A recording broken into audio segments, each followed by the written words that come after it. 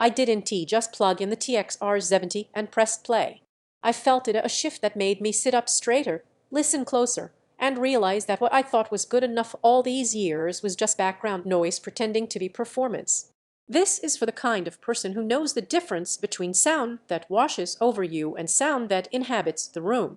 You're the kind of listener who notices when bass is flabby, when dialogue floats disconnected from the score, when explosions land flat instead of with impact. Before you go any further, check the current price and stock, because receivers that deliver real power and precision don't linger quietly. You know that moment, that unfiltered admission when you realize your old gear just isn't cutting it.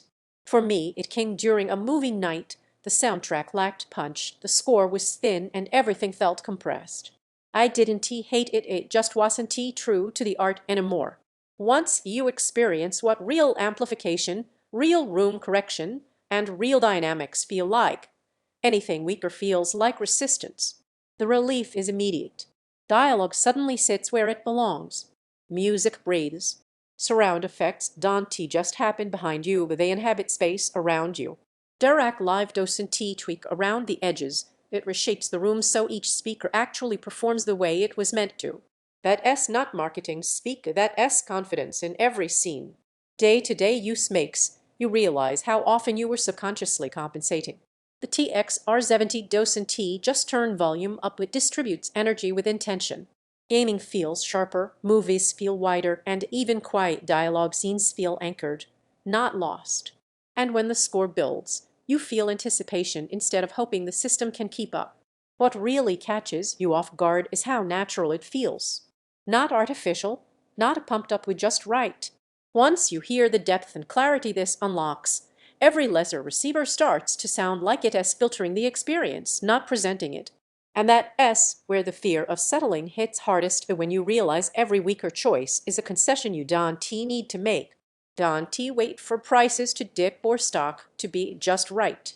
Receivers like this get picked up quickly, especially from people who recognize what true home theater power feels like, without excuses. If you're hesitating because you think you might not need this much receiver, that's exactly where the real gain starts. This isn't excess. It's precision, and the surprise benefit you discover is how cohesively it unites every speaker you already own. You stop hearing separation and start hearing performance. Owning gear at this level changes how you experience media. You don't just watch or listen, you engage.